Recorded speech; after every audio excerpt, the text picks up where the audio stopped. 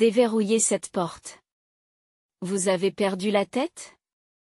C'est probablement ce qu'ils disent de l'autre côté de cette porte épaisse, mais je ne les entends pas. Et franchement, je n'ai pas besoin de leur pardon. Face aux 3 imbéciles agités de l'autre côté, j'ai fait un signe de la main en souriant et j'ai dit, allons-y. Je me demande si vous arriverez à rentrer sain et sauf. Je vous souhaite bonne chance. Je m'appelle Léa, une employée de bureau de 30 ans. Je suis jeune mariée depuis 1 an et je n'ai pas encore d'enfant. Lorsque j'étais célibataire, mon passe-temps était de faire des excursions en train pendant mes jours de congé. Mes amis me demandaient, tu ne te sens pas seule quand tu voyages?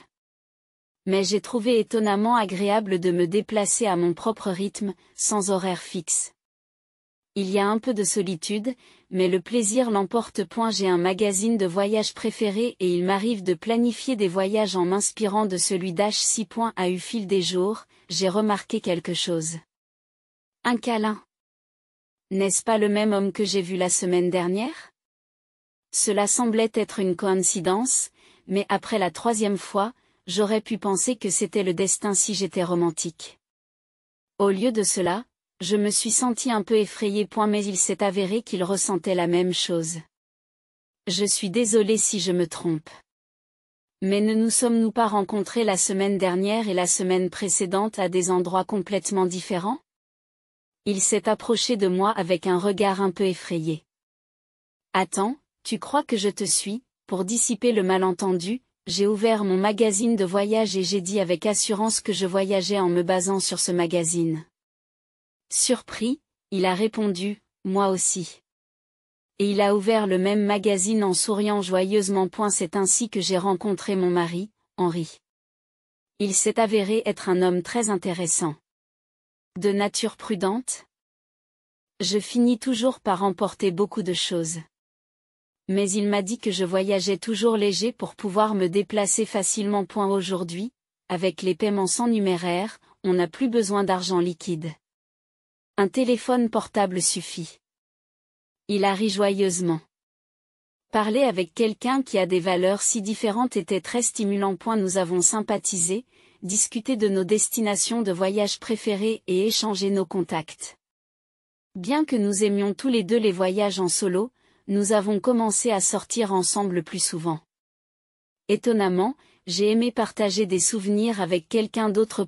Et j'ai découvert que la nourriture locale était encore meilleure lorsqu'on la partageait. Un jour, après environ 6 mois, Henri m'a demandé de sortir avec lui. Je ne me suis pas du tout senti mal. En fait, je ressentais la même chose et je me souviens avoir été très heureuse. Nous avons décidé de nous marier 6 mois après le début de notre relation. Je pensais que notre vie de jeunes mariés heureux ne faisait que commencer, mais mes attentes se sont rapidement effondrées à cause des parents d'Henri, Jacques et Alia. Leur maison se trouve à environ 30 minutes de route de la nôtre. Ils ont encore la 50aine, Alia travaille à temps partiel et tous deux ont un emploi. Au début, ils venaient chez nous, mais dernièrement, nous avons réussi à maintenir une distance raisonnable. Cependant, un incident est venu perturber cet équilibre. Henri, allons ici lors de notre prochain jour de congé. Je suis d'accord. C'est une bonne idée. Notre tradition post-mariage de nombreux voyages dans des lieux touristiques s'est poursuivie comme d'habitude. Henri, le minimaliste, a récemment réduit ses affaires à un simple téléphone portable, me confiant même son portefeuille. Je me sens si légère. Je n'ai pas du tout l'air de quelqu'un qui s'apprête à sortir. C'est vrai? Me dit-il avec un sourire satisfait. Je me suis dit, au moins. Porte ton propre portefeuille. Mais ce n'était pas vraiment un problème. C'était une conversation ordinaire, mais ce jour-là était différent. À eu fait, c'est bientôt l'anniversaire de mariage de papa et maman. Et si nous invitions mes parents lors de notre prochain voyage? La suggestion soudaine d'Henri m'a crispée. Bien sûr, il y avait une raison à cela. Mais je ne pouvais pas dire non. J'ai donc répondu, oui, ça m'a l'air bien. De toute façon, nous n'avons pas vu Alia et Jacques récemment. Ignorant mon visage légèrement tendu, Henri n'a rien remarqué. Le lendemain, ils étaient très impatients. Quand j'ai appelé, il m'a dit, je suppose que je dois faire de mon mieux. Je me suis donc enfermée. Honnêtement, je ne suis pas à l'aise avec mes beaux-parents. Ce ne sont pas de mauvaises personnes. C'est juste que nous ne sommes pas faits l'un pour l'autre. Je suis plutôt du côté réservé, je n'aime pas les endroits bruyants. Et cela vaut aussi pour les gens. Parler avec des personnes très énergiques peut être mentalement épuisant pour moi. En ce qui concerne mes beaux-parents, ils sont incroyablement joyeux. Lorsque je les ai rencontrés pour la première fois, leur exubérance m'a subjuguée. Enchantée de vous rencontrer. Je suis la mère et le père d'Henri. Ils l'ont annoncé bruyamment, comme des comédiens, ce qui m'a fait me raidir involontairement. Cette fois-là, nous sommes allés manger tous les quatre, y compris Henri et ses parents, et ils ont choisi le restaurant. Je me suis demandé si c'était leur endroit préféré. Mais quand nous sommes arrivés, c'était un buffet à volonté. Rencontrer la petite amie de leur fils pour la première fois dans un endroit aussi décontracté m'a fait rire. Nous sommes très nerveux aujourd'hui. Nous n'avons rien mangé depuis le matin, me dit gaiement Alia, qui ne semblait pas du tout nerveuse. C'est vrai. C'est vrai. En plus, il faut qu'on en ait pour notre argent. Et la véritable raison pour laquelle ils ont sauté le petit déjeuner a été rapidement révélée par Jacques. Leurs voix fortes ont attiré les rires silencieux des tables voisines. Embarrassée et désireuse de rentrer chez moi, j'ai regardé de côté, pensant qu'Henri devait ressentir la même chose, et j'ai été surprise de constater qu'il n'était pas là. Il aurait dû aller chercher de la nourriture. Pour ne pas être en reste, les beaux-parents se sont également levés, empilant leurs assiettes de nourriture. Ont-ils l'intention d'hiberner après avoir tant mangé? Puis-je vraiment faire partie de cette famille? Je n'ai réussi qu'à esquisser un sourire forcé face à leur présence écrasante. J'ai à peine mangé ce jour-là, nerveuse comme je l'étais, incertaine de l'avenir avec Henri. J'ai été touchée lorsqu'ils m'ont dit, au moment de se séparer, qu'Henri avait une merveilleuse petite amie. Il est peut-être maladroit, mais s'il vous plaît, prenez soin d'Henri à partir de maintenant, Léa. J'étais simplement heureuse d'entendre cela. Je l'aimais aussi, et je pensais que les beaux-parents n'étaient pas mauvais au fond. Aussi, lorsqu'il m'a demandé en mariage quelques mois plus tard, je n'ai pas hésité, mais il s'avère que je ne suis pas douée pour juger les gens. Lors de notre mariage, les parents du marié, mes beaux-parents, se sont complètement désintéressés de la cérémonie et se sont concentrés sur le repas, laissant mes propres parents complètement désillusionnés. Henri a un frère, Jonathan, qui semblait être le seul raisonnable. Je suis désolée que mes parents aient montré un côté aussi embarrassant. C'est vraiment honteux. Jonathan est venu nous saluer poliment. Comme mes parents me l'ont dit, Jonathan, qui vit seul, semble avoir des relations tendues avec ses parents. Il semble que ce soit réciproque, car ils se sont déjà plaints. Ce garçon est toujours si bruyant avec ses plaintes. L'autre jour, il s'est vanté d'avoir acheté plusieurs œufs alors que c'était limité à un par personne. Je l'ai réprimandé pour cela. Apparemment agacé, il m'a répondu, « Tu ne te sens pas coupable de te faire du bien aux dépens des autres ?» En entendant cette histoire, je me suis dit, « N'est-ce pas juste, qu'y a-t-il de mal à cela, Alia ?» C'est ce que j'ai ressenti lorsque les beaux-parents sont venus visiter notre nouvelle maison. Ils sont arrivés les mains vides, ce qui n'était pas un problème. Mais ils ont commencé à fouiller dans nos étagères en s'exclamant, « N'est-ce pas l'Anka dont ils font la publicité à la télévision ? J'ai envie de l'essayer. » Oh, et celui-ci aussi. Ils ont fouillé dans mes snacks cachés comme s'ils étaient à la chasse au trésor. Même si j'ai acheté ces snacks, Henri, sans aucune méchanceté, a dit, « Si vous les voulez, ramenez-les à la maison. » C'est bien, n'est-ce pas, Léa ? J'avais envie de le gifler sur le champ. Tout ce que j'ai pu faire, c'est répondre par un sourire forcé. Je m'en doutais, mais c'était clair maintenant. Les beaux-parents étaient des escrocs. Je veux ceci. Je veux ça. Donnez-moi, donnez-moi. À eu début de notre mariage, il venait chaque semaine, sentant une opportunité. Et j'en étais presque réduit à la névrose. Tu ne trouves pas qu'il y a quelque chose qui cloche chez Alia et Jacques ? Ils sont un peu agaçants. Ma colère a explosé, et j'ai fini par me battre avec Henri. Malgré ma colère, Henri est resté perplexe et m'a dit, non, pas vraiment. Est-ce si étrange? Ils sont comme ça depuis que je suis enfant. Ne t'inquiète pas, dit-il en me tapotant légèrement l'épaule, ce qui me rendit furieuse. Tu te moques de moi? Si ça continue, je divorce. Fais ce que tu veux. Mon haussement de voix a semblé alarmer Henri, et il a rapidement mis fin aux invasions des beaux-parents. Je ne sais pas ce qu'Henri leur a dit, mais depuis, nous vivons en paix. Cependant, l'idée de voyager avec les beaux-parents m'a naturellement rendu anxieux le jour du voyage. J'ai été surpris de les voir attendre. Cela fait longtemps, Lee. J'ai entendu dire que tu étais occupé par ton travail. Ça doit être dur. Alia m'a parlé, mais j'étais loin d'être calme.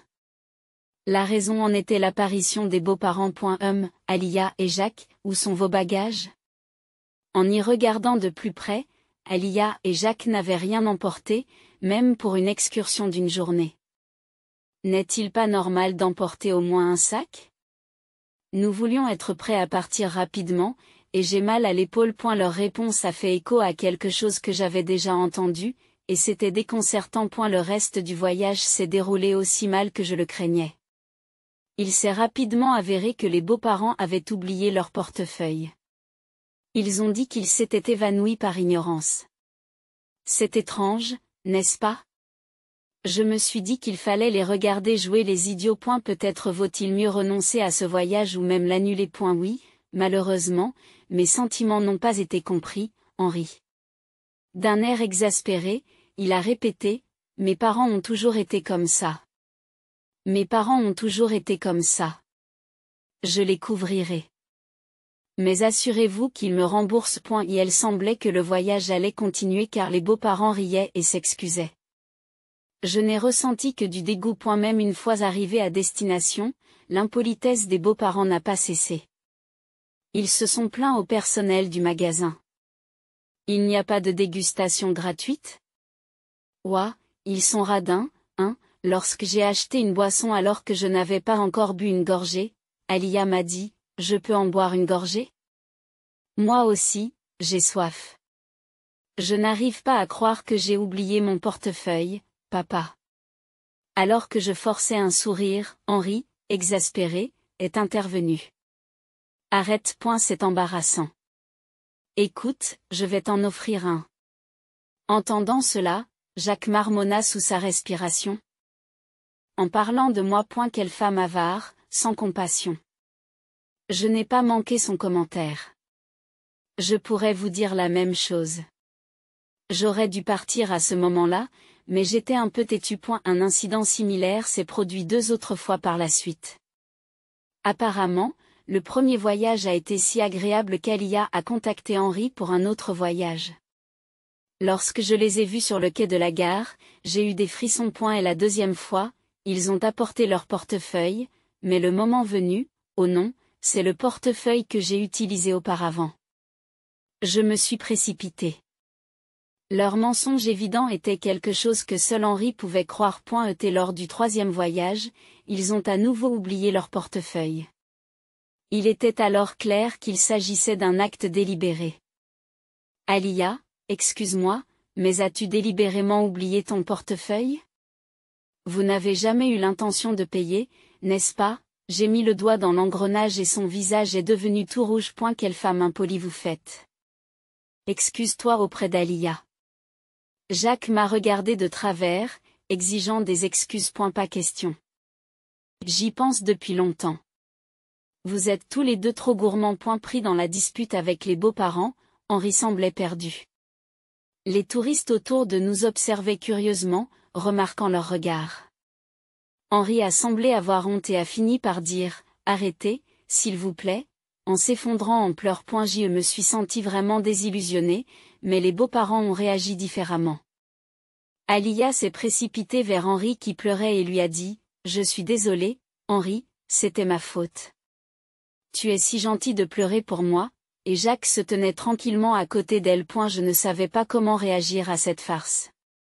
Une seule pensée m'est venue à l'esprit. Oui, c'est impossible. Divorçons. C'est tout ce que j'ai pensé en voyant les larmes d'Henri. Les beaux-parents ont semblé perdre leur combativité. Alia. Nous savons que nous avons souvent tort. C'est l'argent d'Henri. Mais nous avons quand même profité de lui. C'est l'argent d'Henri après tout. Je ne sais pas pourquoi ils l'ont dit 2 fois, mais leurs paroles, empreintes de sarcasme, ne montraient aucun remords réel, et il a donc été confirmé qu'ils avaient délibérément oublié leur portefeuille. Alia a dit que c'était l'argent d'Henri, mais nous travaillons tous les deux et son salaire est à peine plus élevé que le mien. Nos revenus réels ne sont pas très différents. Récemment, chaque voyage avec les beaux-parents se terminait par je veux acheter ça aussi. Peut-être aussi quelques cadeaux pour les voisins. Qu'est-ce que c'est? Ça a l'air délicieux. Et, Henri, achète-moi ça. À cause de leurs demandes incessantes, les factures de la carte de crédit d'Henri étaient scandaleusement élevées. Nous vivons principalement sur mon salaire depuis quelques mois.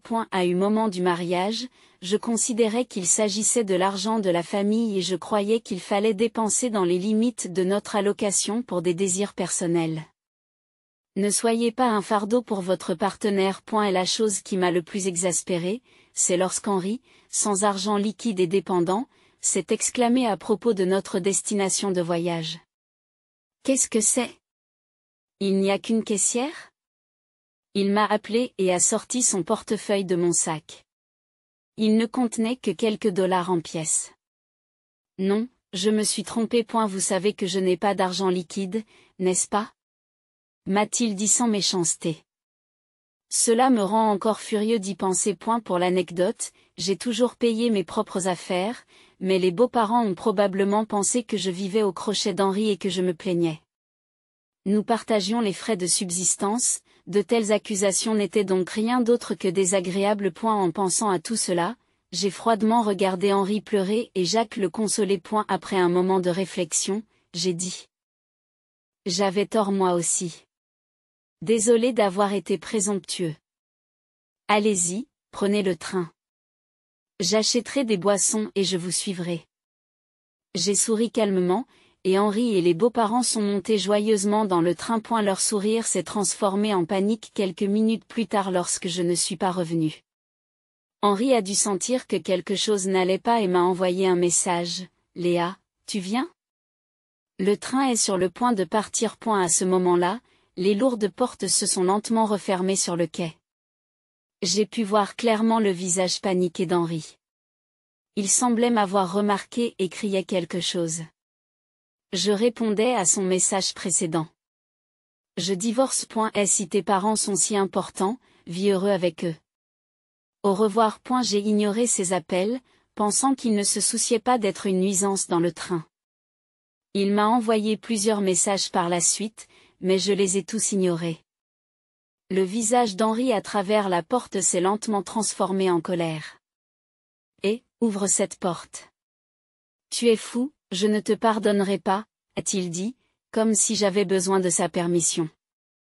Les beaux-parents semblaient crier eux aussi, mais bien sûr, je ne les entendais pas. En souriant aux 3 imbéciles, j'ai dit, allons-y.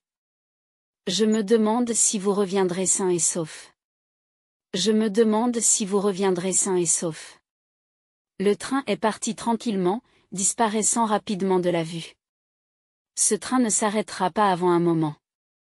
Revenir à pied serait un véritable défi. Après avoir regardé le train partir, je me suis dépêché de faire mes bagages et de partir. Je suis resté chez une amie avec qui j'avais discuté du divorce. Le flot de messages d'Henri s'est poursuivi jusqu'à ce qu'il s'arrête subtilement. Son téléphone a dû rendre l'âme. Il oubliait souvent de le recharger avant de se coucher. Et il n'était qu'à 20% ce matin. Les chargeurs de batterie portable sont essentiels. C'est le mantra d'Henri. Mais son indispensable chargeur de batterie portable se trouvait dans mon sac, avec son portefeuille. J'ai laissé à la maison tous les objets qu'il m'avait confiés. Il doit être en train de paniquer, mais ce n'est pas ce qui me préoccupe. Alors que je planifiais la suite des événements avec mon ami, mon téléphone portable a sonné. L'appelant était inattendu. Jonathan, le frère d'Henri. Léa, je suis désolé. Il s'est passé quelque chose, selon Jonathan, le téléphone d'Henri n'avait plus de batterie, dans sa panique, il l'a fait tomber, brisant l'écran. Incapable de me joindre, les beaux-parents désespérés n'ont trouvé qu'une seule personne à appeler. J'ai donc été contacté, mais tout ce que j'ai obtenu, c'est qu'on demande aller à la raison de sa chute. Elle ne semblait pas vouloir en dire plus. J'ai raconté à Jonathan tout ce qui concernait Henri et les beaux-parents, sans me retenir. Au fur et à mesure que je parlais, j'entendais la voix de Jonathan s'aiguiser à l'autre bout du fil. Léa se moque de nous. Dis-lui d'arrêter, Jonathan. Et la belle famille insiste sur le fait que Jonathan, avec sa façon de parler, est plus fort que moi. Après mes explications, Jonathan s'est fâché. Vaut rien. T'es con ou quoi? Qu'est-ce que c'est que cette canaille? Léa m'avait dit que lorsque Jonathan se mettait vraiment en colère, il devenait intimidant avec un ton hautain. Et comme Jonathan ne parle qu'avec bon sens, Henri et les beaux-parents ne peuvent pas répliquer quand il est dans cet état. J'entendais les beaux-parents se disputer en arrière-plan, mais j'ai discrètement raccroché le téléphone. Henri n'était pas satisfait du divorce. Mais après que j'ai fait savoir, par l'intermédiaire d'un avocat, que je voulais divorcer sans autre forme de procès, il a accepté à contre-ségur, accompagné de Jonathan. Plus tard, Jonathan m'a raconté que les beaux-parents avaient toujours été de terribles profiteurs, détestés par les voisins et même par leurs camarades d'école. Lorsqu'Henri est retourné chez l'ex-belle-famille, il est rapidement devenu le sujet de conversation du quartier, et maintenant les trois ne sortent presque plus. Les collègues d'Henri, ne sachant que dire de ce divorce rapide, le traitaient comme un sujet délicat. Je suis content d'avoir coupé les ponts avec eux après cet incident. Me dit Jonathan en riant. Les beaux-parents étaient connus au supermarché local pour leur comportement scandaleux. La date d'expiration est proche, alors faites-moi une réduction. Il est un peu abîmé, je le prends gratuitement. Jonathan a exprimé sa gêne et son mépris pour le comportement de ses parents. Récemment, on a vu Henri se joindre à eux, ce qui témoigne de leur lien de sang. Il s'est avéré que les beaux-parents étaient tous deux accros au jeu et qu'ils lésinaient souvent sur les dépenses alimentaires, ce qui expliquait leur faim constante et leur manque d'argent. Lorsqu'on me demande la raison de mon divorce, je ne peux que dire qu'il s'agit d'une différence de valeur. Si quelqu'un peut tolérer un tel comportement, il doit être incroyablement large d'esprit. C'était tout simplement trop pour moi. J'ai continué à travailler et j'ai même commencé à travailler à côté comme rédactrice web après que mon blog de voyage a attiré l'attention d'un éditeur. Je continue à voyager, en combinant mes voyages avec des missions d'écriture.